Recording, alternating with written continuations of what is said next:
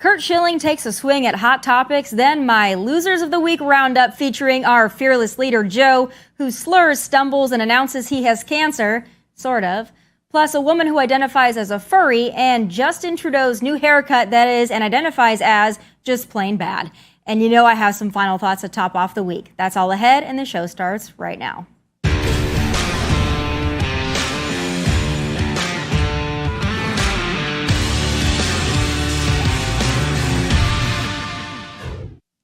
Another week of losers, and the pickings, unlike the supply chain, are bountiful. First up is none other than our illustrious president, Joe Brandon Biden. He's slurring and gaffing again, go figure, but this montage of sheer presidential excellence is definitely not a winner.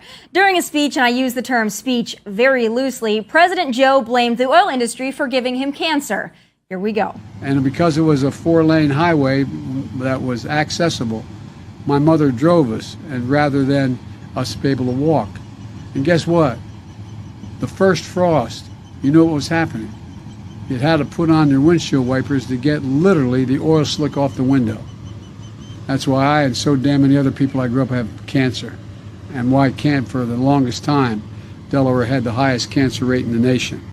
So naturally, the Twitterverse went nuts over that comment. It's obvious Joe is slipping a cog or two, but we certainly weren't privy to his cancer. But the White House quickly rushed in to clarify that Joe doesn't have cancer, but has had several non-melanoma skin cancers removed. But don't worry, he remains a healthy 79-year-old. Alrighty, thanks for the clarification, team. Now explain this one. With Warren, Congress Auchinclaw sauce, where is she? There you go. All right, that certainly isn't an easy name to pronounce, so I'll give Joe a little slack there. But aside from that applesauce word soup, you'd think he'd at least know the gender of the person he was referring to. But hint, Joe, not a female, not a she. But then there was also this interesting comment that is, well, just listen. He's not a bad guy at all. I live in his house, Sheldon Whitehouse, a great champion of the environment. He's been banging away at it. Good to know Senator Sheldon has just been banging away. I'm just going to leave it at that and move on to our next loser, who, similar to Brandon, also communicates in an unconventional way. Now, humans identify as a whole host of odd things these days, but this has got to be the weirdest. In a video uploaded and then deleted from TikTok, this woman, who identifies as a furry, demonstrates different meow sounds to communicate with her fellow furries. Now, the video was deleted, but not before the interwebs and my friend Terrence K. Williams got a hold of it. Okay, hi guys, so my name's Dasha, I'm a furry, and I'm going to be teaching you guys some ways that my friends and I meow to one another to communicate when words just seem a little too difficult. Then the angry meow, but we only use this one on rare occasions because overall we're a very happy kitten family. Okay, this is the most important meow for me, and it's the I need help wiping meow.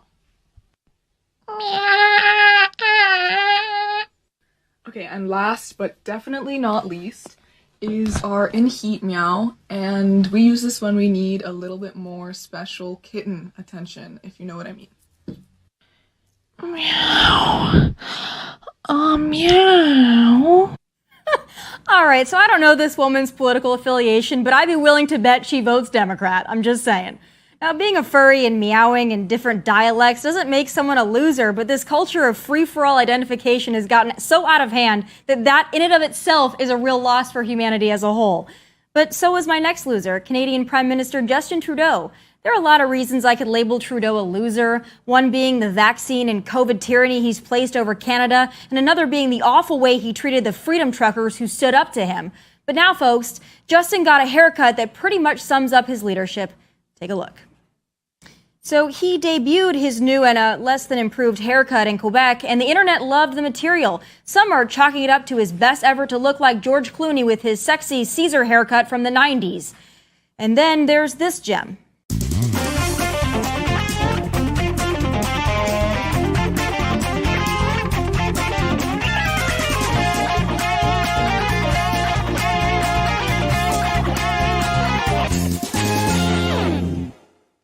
So poor Trudeau has had some grooming issues in the past, like a few years ago when his eyebrows literally fell off his face. But neither his eyebrows nor his new haircut make him a loser. In fact, his haircut may be the most redeeming quality about him, but it's just too good not to include, so I hope you enjoyed that as much as I did. But up next, baseball legend Curt Schilling joins me once again for a breakdown of some hot topics. Hang tight. Joining me now once again is a friend of our show, unapologetic and unfiltered, as always, Curt Schilling. So, Curt, I want to get right into it because I have so many topics, some sports topics, some political topics, but I have to talk about the news of the day. Joe Brandon Biden has COVID. Imagine that. I don't know how many times he's had it at this point. That's as shocking as a sunrise, I think. Like, he's had like 42 boosters, right? You'd think at this point, after all these people in the White House that we know are vaccinated, they're boosted, they love their masks, and then it seems like every week another one of them has COVID. Well, I was watching Rand Paul the other night in a legislative session talking to, I guess, somebody that's in the administration running around the country fear-mongering. Not a doctor, not a scientist, and Rand Paul is a doctor. And he talked about the fact that there was a study done, and there were 2.5 million people in the study, and they found that the rates of immunity were far higher in people who had COVID than people who had the vaccine. Well, you would just think, I'm not a doctor or a scientist either, but that would stand to reason. Right. That makes a lot of sense. Natural immunity. That was what we were, you heard that herd thing early on? That was how we get rid of this thing. We should have done that from the get-go instead of everyone staying in and prolonging this thing. I've had the honor and the privilege of being around a Young Americans Foundation and Charlie and talking to kids on college campuses. And one of the things I implore them is when you see things like that, just ask why. Why did we go through all that? And when you look at the results, it was about power and control and all the things. I mean, that was a test run, I guess, and now they know they can do it. It was the pilot program to see how much they can get away with. But, they're masking kids again in San Diego. Well, they want to bring back the masks in LA. But, the All-Star game, they were okay, wanted to bring in all the tourists for that, of course, and nobody was masked this year, thank goodness. Yeah. But now they want to bring it back conveniently. It's kind of like at the Super Bowl when they wanted to ease the restrictions, get everyone in, and then bring it back. That's the thing, though, is I don't know how you feel, but I'm offended. Like, I get angry. Because they really honestly think we're that stupid. They think we're as stupid as we know they are. And that it angers me because it's working. Because you have a sect of liberals who are, I just saw a hidden piece with one of the CNN people talking about the next wave of fear, how they're going to instill that next wave of fear. And I'm thinking to myself, it's almost like watching Joe and Kamala speak. How can you watch them speak on Monday and still vote for them on Tuesday? Well, yesterday, Joe told us that he has cancer. Yeah. He announced that, and I quickly saw that, and I Googled, does he have cancer? And then, of course, they clarified, no, at one point he had melanoma, non-melanoma skin cancer removed. Okay, I'm sure that's what he was referring to, guys. Right, just like the handcuffs on AOC. Yeah, yesterday he had cancer. Today he actually has COVID. AOC still has imaginary handcuffs. But you're right, they do think that we're stupid. They think that we can't use our own eyes, that we're that dumb, that we should just blindly trust them, and sadly, a lot of people do. But I also heard a terrifying theory. If you remember back, you're a lot younger than I am. Back when in the Nixon administration, we could get Gavin Newsom as our president, and who was it? Stacey Abrams as our vice president without a vote. No votes being cast. Because if you think about it, somebody goes to Kamala Harris, who is the absolute poster child for why affirmative action is such a nightmare, and say, I'm going to give you $100 million to run this nonprofit. She can resign. Biden invokes the 25th. After he brings in Gavin Newsom as the vice president, Newsom becomes the president. They did it with, Nixon did it to Ford. And then we get Stacey Abrams as the vice president. The first thing he does as president is pardon Hunter Biden and the Biden family, and away we go. Well, I think they're ready to throw the Bidens away. I don't even think they care at this point. I don't think they have any loyalty. Unlike the Clintons, they have some loyalty to the Clintons. I don't think they have any loyalty to the Bidens. I think they're ready to just throw them away. The only person with less chance of being elected next cycle for president than Joe Biden is Kamala Harris. Yeah, that's it. But Gavin, he is sniffing around that White House. He wants that so bad. Well, he was in the White House and they were both out. Well, and have you seen the ads, too, where he's imploring Floridians to move to California? Yeah. Again, do they think that we're stupid? He's begging people to come back. All the Californians worth anything have left, or they're about to leave, or they want to leave. But now he's saying, "Oh, we know DeSantis has done a wonderful job. All these Californians have moved to Florida. The But pictures please are come scary back." because California is a beautiful place. Yep. But if you listen to Californians talk, they have the 5th largest economy in the world. And my response immediately is they're also over $500 billion in debt to the federal government. Their homelessness problem is off the charts horrible. And it gets back to, if you listen to any of the good speakers on campus, they talk about the hypocrisy of the left. They want to open the borders and all the things that go with that, but they don't want to take in any homeless or illegals in their own places. No, and in fact, some of the mayors are getting really upset that their homeless shelters are being inundated with illegal immigrants, and they're saying that Texas should stop sending them to these other places, stop busing them. It's like, don't bus them to D.C., don't bus them. But again, that gets back to, it offends me. Yeah. How can anybody be as stupid as you? And because there's no self-awareness, and the cognitive dissonance is like palpable.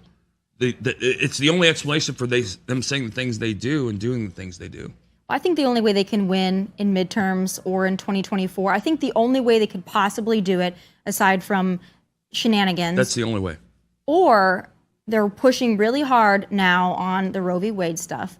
You can't even listen to Spotify or Pandora without hearing an ad for abortion rights, and I think it's getting them fired up. But if you go look at there's a couple different early returns from some local voting going on in California, and in a couple of districts, Republicans are outnumbering Democrats in the vote, and it's like 2% of the population voting, like 5 or 7, 8 to 1, like even in California. I think liberals are like, wow, this is not what we thought it would be. We've added 1 million Republicans to the voter rolls. I think that there's going to be a lot of people upset, but I do think if there's anything that can energize that base, it's the Roe v. Wade stuff. And they're really excited about it. But I want to talk to you about Harbaugh, too, because the left, they freaked out. He should never have had a speech at that pro-life rally. He's not allowed to say, let the unborn be born. They're saying he shouldn't be coaching at a public university if he doesn't stand up for women's rights. They're really going after him right but now. If he had come out and said abortion's awesome, none of that would have happened. I mean, it's that simple. That's the thing. There's no nuance to this. It's just, if you don't say the things we think and think the things we say, we hate your guts and we need to cancel you. Dave Chappelle and all the other stuff going on, it couldn't be breaking better for us than it is as conservatives. Because part of what we've learned over the last 5 or 6 years, just get out of the way and let them talk.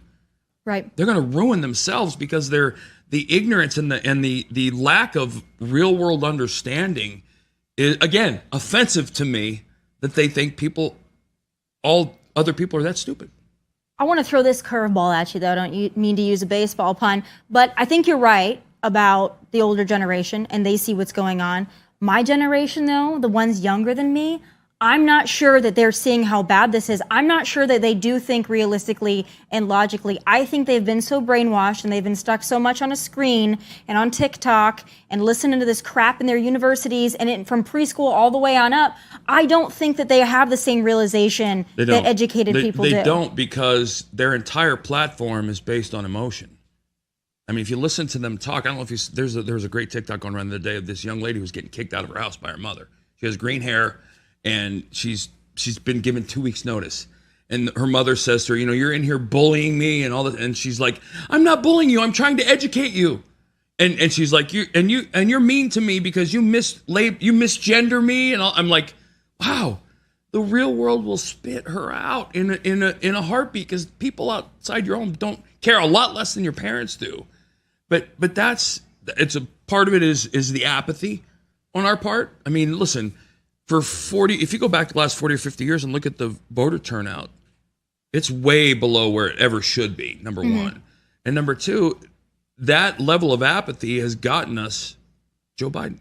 And then because we elected Trump, and then, it's something I've been thinking about since you and I talked about coming back on the show, and I've been watching this big scenario unfold and listening to liberals because I think definitely part of your responsibility, and I know I feel it too, is I want to give the person on the fence or the young conservative ammunition to talk to the left, because the left doesn't want to talk. The second you start breaking out facts and data, they just start being idiots about this. But the fact of the matter is, over the last 6 years, during the Trump presidency, the economy was phenomenal. More women and more minorities were employed than at any time in recorded history. The world didn't mess with us. They didn't want to piss Trump off because he basically came out and said, "Man, let Iran do it. If they F with us, we'll turn the desert into glass." All those things. The only people that were miserable and violent and burning their own communities down and killing each other in the inner cities were liberals. The country was doing fine. Liberals were emotionally unhappy that he was in office. No other reason. Every family in this country was better off. Every legal American family was better off when President Trump was in the White House than they are today. And you listen to them talk about that, like, we're finding out the January 6th thing is exactly what we thought it was, right? You've seen this guy run around and say, "Hey, go into the Capitol building," and he's still walking around scot-free. And and we knew the stand-down order from Pelosi and all the other stuff we knew. Because the other thing is, if you and I go to the Capitol building to protest our government's illegal activities as constitutional, law-abiding Americans, we don't go there with MAGA hats on to take selfies in Nancy Pelosi's office. Right. Right. Well, that was a day that is going to haunt Trump supporters, whether it was Trump supporters or not, because every time now, and it happens all the time, you can't question voter fraud, because the second you question voter fraud, they go, "Oh, insurrectionist." Right. Well, and that's like having a conversation about the president under the premise, okay, we'll talk about him. If you talk to a liberal about Trump, we'll have this discussion, but you have to give me the fact that he's a racist before we even talk. Well, no, I disagree with the premise. And then, so they won't even talk to you if you don't go with that right off the bat. And he's not. I mean, I've known him for 16 years. There's nothing racist about this guy. Never has been.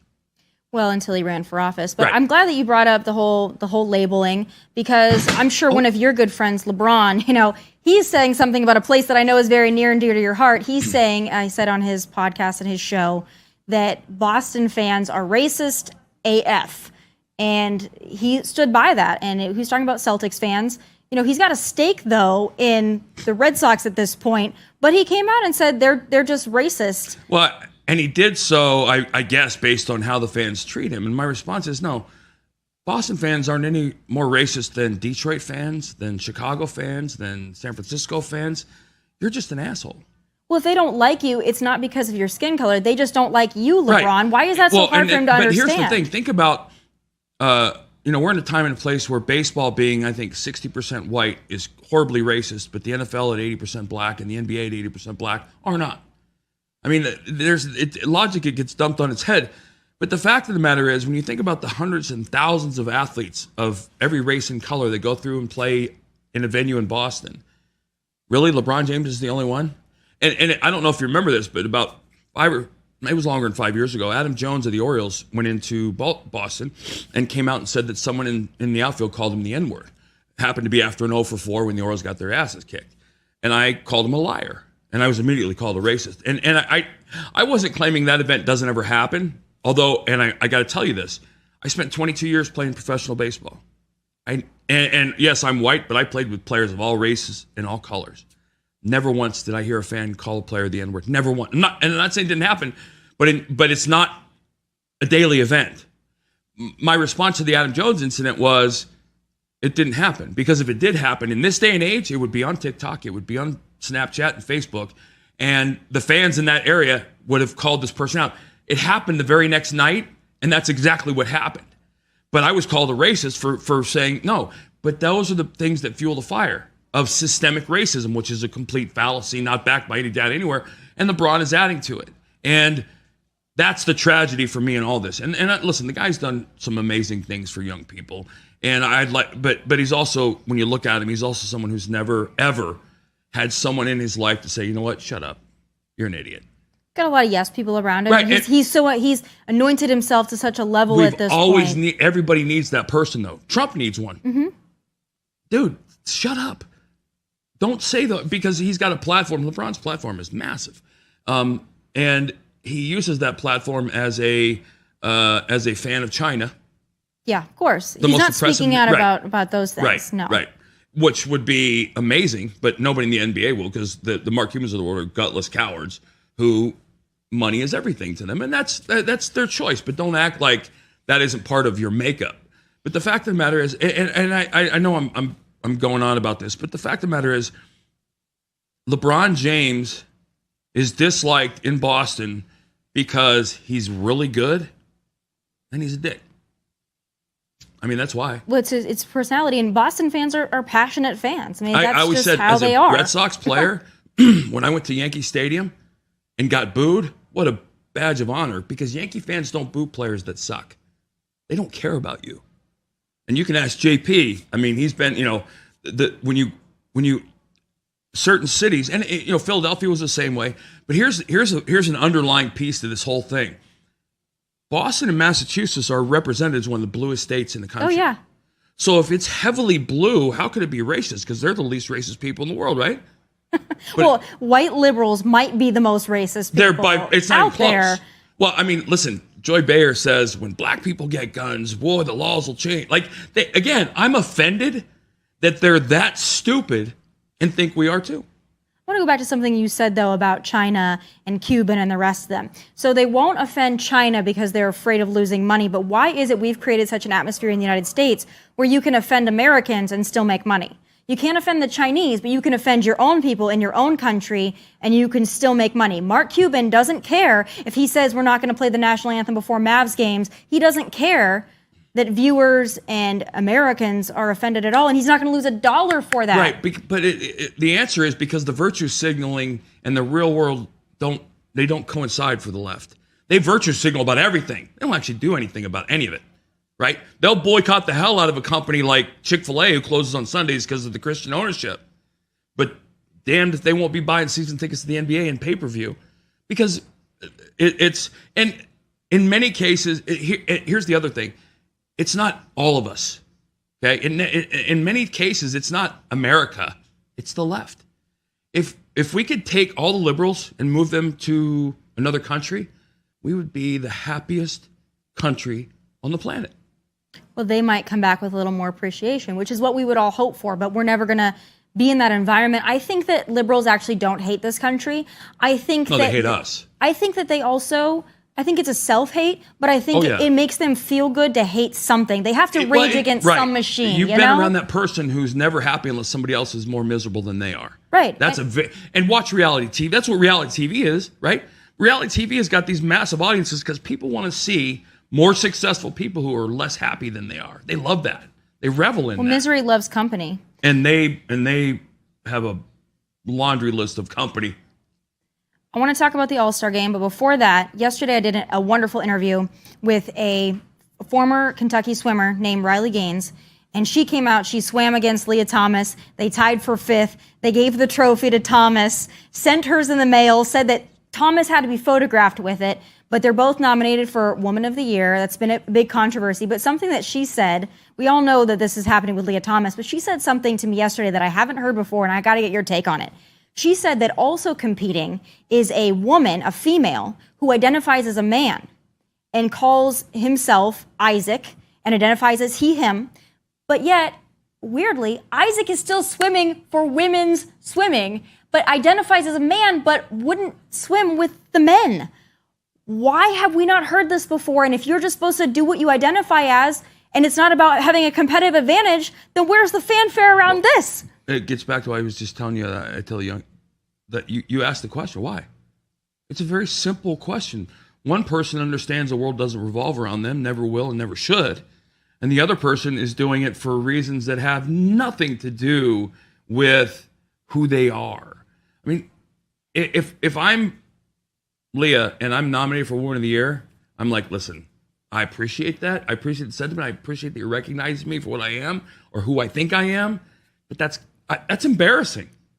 But they don't have enough self-respect to be embarrassed. Well, Leah Thomas is, from what I've heard, very shameless about what she's doing, and she knows that she's got a competitive advantage. I've heard enough. And I grew up, I don't know how athletic you were when you were young, but I grew up competing my whole life. And I happened to be gifted enough to get to the pinnacle, and you can I'm sure you talked to JP about this. I understand the amount of work, emotionally, mentally, physically, that goes into this. I think of the hundreds of millions of high school female athletes who work their butts off to try and get a scholarship, and now you've got men taking them away. You've got men. Listen, every female record in history will fall if they allow this to proliferate women's sports. Can you imagine? Well, what was it? The Australian female team that got beat by a bunch of high school boys. Can you imagine if LeBron James decides tomorrow he's a female? He'll score 1,100 points a night in the WNBA, and we'll cheer that. I have to give Caitlyn Jenner a lot of credit because not only has she come out against the NCAA for everything that they're doing, but she's been very vocal. Like, hey, listen, when I was competing as a man, competing as Bruce Jenner, I was competing, even though I might have had feelings of wanting to be a woman, I competed as a man. But if I would have competed as a woman, go back and look at his times. Look at his. I mean, it would have been laughable. He would have won every gold, every competition, and shattered every women's Olympic record. Because, and here's the thing, when you say it, people get offended. Men are bigger, men are stronger, men are faster than women. Not all men. There's always exceptions to the rule. I'm sure there's a billion women that can run a faster mile than I can. But the fact of the matter is, there's a reason you've never seen a woman playing in the big leagues. There's a reason you've never seen a woman playing in the NFL. Those are just truths and fact. And if you listen to Jordan Peterson talk at all, men and women are different. Very, very different in great ways. That's why they had different categories. But that's what makes it such a unique thing. I love women's sports. I coach my daughter's fast pitch team. Women are 100 times easier to coach than men. I love women's hockey. But this isn't the best of the best. The best athletes in the world are men. And people think that's just fact. That's data. Data can't be racist. It can enforce or support a racist stance. If it does, it usually doesn't. You know, the systemic racism thing, there's no data anywhere ever now that supports that. It did 60 years ago, but not anymore. I think if we talked about what's racist and what's not less, and we all just existed, and we didn't have to be so trying to nitpick everything and call everybody out, and everyone needs to be a victim, or everyone needs to be either an oppressed or an oppressor, and we all just coexisted, I think racism would largely disappear. But there's some people that don't want it to. Well, they can't, because if systemic racism as a fear mongering device goes away, the Democrats have even less to fight for. In the war chest, because identity they're politics already is fighting really for things everything. that aren't really existent. The whole Roe v. Wade thing blew me away. The right of abortion went back to the states. People can still get abortions. But the lies that they come out with after everything are just mind-boggling. Again, offends me that they think I'm that stupid. Well, I think that they know that certain people aren't, but they know that a lot of people are growing dumber by the day. Yeah. And they're easy to exploit. Well, that's the education system. I mean, I know, I'm sure you watched it, and you've actually been in situations where I've seen you talking to young people and just trying to say, by virtue of a question, showing everybody how stupid they are. Steven Crowder did it all the time. You watch it. I'm convinced that the SAT and the ACT don't actually exist anymore, because there's no chance that these students took it or passed it. Yeah. Or got an admissible score. The other big problem, I think, for you and I especially, is apparently somewhere along the line, a white male and a white female lost the ability to have a discussion about racism. I lost the ability to have any opinion on abortion. And it gets back to, when your platform is unfettered access to abortion with unlimited terms, and unfettered access to legalizing drugs, and open borders, and all, those are three things of many that you have no platform. You can't build a platform on any of those things. Those are just, and I know you and I are on opposite sides of this, of the Roe v. Wade, the abortion issue, but that's a discussion that we could have. And it should be more of a discussion, but when certain people are just completely told they can't be in the conversation, how do you solve issues and problems? There's no dialogue. The last thing I do want to ask you about is some All-Star Game stuff. Do you still watch the All-Star Game? Do you still like to watch baseball? No, No. I can't. Why is that? Because when I see a starting pitcher walk off the mound in the middle of the sixth inning and tip his hat, I get acid reflux. I can't. I was, and I know this sounds like the hit your pants up to the bottom of your chest and get off my lawn. I was raised differently in the game. I was taught by men, and it's not squarely on the athletes. It's the game that's the cause of this. those 9 innings, every fifth day were mine. I was responsible for those. And I was, there was no, I don't miss the game. I've never missed the game for a second. I got to walk away when I wanted to, and very few people have that opportunity and ability. But the one thing I do miss is walking towards home plate to shake my catcher's hand at the end of a complete game. There's nothing in life that will ever be that. But it's unwatchable now. It's unwatchable because if you think about it, I always looked at the baseball game as a short story. You had a hero and a villain. The hero and the villain were always the starting pitchers. Maddox against Randy Johnson, Kershaw against Scherzer. That's gone now. That doesn't exist anymore. And so you take the protagonist, you take the hero out of the story becomes a lot less interesting. And it is. And it's the money. Well, I'm glad that you brought that up. One thing I do about the pitching, because I want to get your take. JP works for the Marlins. He was on my show on Monday. He was very upset that Kershaw was starting over Sandy Alcantara because Sandy's got a better record. Overall, just a better pitcher. Right. But because it was in Dodger country, they had to do whatever. And he said that the game has turned into more of a fanfare and a charity than it is about the best of the best. And I've always kind of felt like it should be in that sense. Back when I played, they didn't do the Pujols thing. They didn't put an honorary member of the All, which I think is great. I think they should. I know as a player, I had 3 All-Star game starts. Every one of them was like, one of them I turned down, but like that was a big deal. And I wanted to be on merits, but I get it. I mean, Alcantara is going to have a lifetime full All-Star games. God willing, he stays healthy because he's. Well, I think that's animal. The thing JP was saying is, God forbid something would happen. And This I was agree. his chance, and he had the record, and it should have been him. I understand, and it probably should have been, but the All-Star game is 99.999% about the fans. Yeah. Well, and it's become a spectacle, and it is a spectacle. It's fun for people. They enjoy it. If you think about it, it's the only true All-Star game left. Right. The NHL. People like it, though. People love but the All-Star it's a real game. Yeah.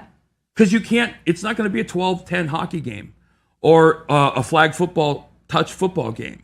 It's not going to be 175 to 165 NBA game where nobody plays defense. You can't do that in baseball. You can't kind of ease your way through pitching because you're facing the best hitters in the world, and you sure as hell can't stand at the plate and take your time because you're facing Kershaw one inning and Ohtani the next. I mean, it's the last true All-Star game, and I think that's one of the few things baseball has that will always be true. But, I'm on both sides. As a player, I want what JP wants. I want the guys who earned it because I'm in the locker room. That's the thing. I think that's where it comes from, being different from being a fan and being a player. All right, last thing, and then I have to let you go. But I have to ask because I watched the draft, and again, JP brought this to my attention, but I noticed it as well. A lot of these young players, you have a real divide now. You've got some that are just so thankful to get the opportunity, and then some, when they're being interviewed, they're talking about, you got to secure the bag, got to make the money. They got their chains on, they're walking around with all these rings. I mean, these kids are young kids, and they're not talking about the love of the game so much. They're talking about the money, and it's changed. Oh, yeah. It has. I mean, this was the first year I saw sort of a Johnny Manziel at the MLB draft. The world's changing in ways that I don't like. But when you're talking about, Juan Soto turns down $450 million and everybody cries about what an idiot he is. Well, Juan Soto clearly, it's not about the money. He doesn't want to play in Washington. And I don't blame him. But as a society, hasn't that been the thing we pushed? They're caring and concerned about the things that we make them believe are important. Generally don't see sons of former big leaguers that get drafted anything but appreciative because they know they're going to be awesome. And then there's the idiots that do the other stuff. But the beauty of baseball is if you offend me as a pitcher, I'm going to get a shot. I'm going to get multiple shots during the year, during my career. If I got a problem with you, I'll fix it. It has a way of humbling people. So let's hope that happens and people talk about that. Yeah, because those kind of things in the clubhouse, they're tolerated a little bit more now than you, but those don't go in the clubhouse very well. Because think about it, we play 190 games, counting spring training, in 210 days. We're together. You're with your players on your team twice as much as you're with your family. So those things iron themselves out very quickly. Well, there's a lot of things I think are going to be ironed out here coming up Agreed. soon. Well, Kurt, thank you for always giving your unfiltered opinion. We have a lot to talk about, and I'm glad we got to fit it all in. Yep. And we'll see you next month because I know you're coming back. All right. Thanks. All right, up next on the kind of the same trajectory here, the leftists love political activism in sports so long as it's their own. My final thoughts on Michigan coach Jim Harbaugh and the rabid leftists out for blood. That's next. The left loves activism in sports so long as that activism is their own or reinforces the woke BS they're trying so hard to shove down our throats. The latest outrage over Michigan football coach Jim Harbaugh and his pro-life stance is the perfect and latest example, and you bet I have some final thoughts.